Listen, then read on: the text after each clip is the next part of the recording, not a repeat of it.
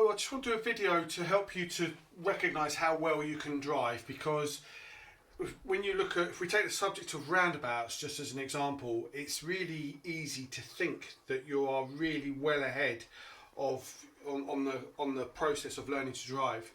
If you take what's in the highway code, for example, and look at the roundabout example, you think to yourself, oh, this is really quite simple. Look at this rule down.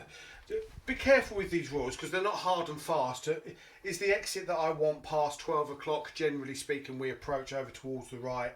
Am I taking the first exit on the roundabout? I'll have a left signal on the approach.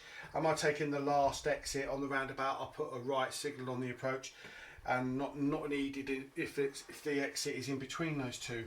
General kind of rules, but as you're going to see with these actual roundabouts, this one's in Boston in the Asda. This is at Peterborough at the Tesco's. This one is at Grantham at the Asda, and this one here is at Boston at John Adams Way. So they're real examples of roundabouts where there's actually far more complexity to them just what I've just given you, this basic rule of thumb. So let me just go over some of the things that we're trying to learn when we're approaching these roundabouts. So this one here is at Boston, and you're approaching the roundabout in two lanes. You can either go first exit left, or look at the other option. You can go over to the second exit. It's straight over, so you don't need a signal to go straight over.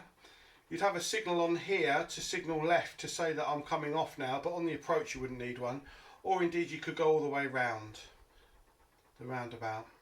So these orange markings are other vehicles, other drivers who would benefit from seeing your signals to let them know. They'll look at your position on the roundabout, and they'll look at to see whether you've got a signal on to let them know where it is that you're going. And then look at it from this point of view as well. Here, coming down this way, you've got this vehicle here is in this lane. Look at the straight over arrow there. That's for going to that first exit there. And then this one here can either be going that first exit there, or indeed it could be going around. So you can see that depending on what the arrows are indicating on the approach, depends on the general direction in which you're going, and that will have an effect on which lane you should be in, and even which lane you're going to be exiting in. Let's have a look at this one here. This is a much bigger roundabout in Peterborough. This is one of those spiral roundabouts because it takes you out to the exit. But let's approach from this entrance here, and there's three lanes on the approach. Look at the circle, triangle and square, and look where you can end up going. Circle, triangle, square. And have a little look at the arrows on the approaching lanes, and then look at the arrows actually on the roundabout as well. It's not uncommon as well in the right hand lane to be a straight on arrow rather than the right, and that's because of the foreign drivers. We don't want them going around the roundabout the wrong way round. So that's a very big roundabout, and look at all the different ways that you'd need to be very disciplined with your positioning on that roundabout for that particular spiral roundabout. Come over to this one here, Grantham Asda roundabout, and look at the arrows on this one here. You've got two right arrows, one left arrow, and look at the circle there. That's for taking that exit there. So there's two lanes on the exit because there's two arrows there in the same direction. Or on this lane here, you could be taking the triangle or going all the way around. So quite involved, that one there. And then this one down here in John Adams Way. Look at the arrows here. You might think this is unbelievable, this can't be true, but I'm telling you this is actually how it goes. That's a straight on arrow for taking the first exit, and then there's two right arrows for going. Look what happens, look, they're going round there to that exit there to the right.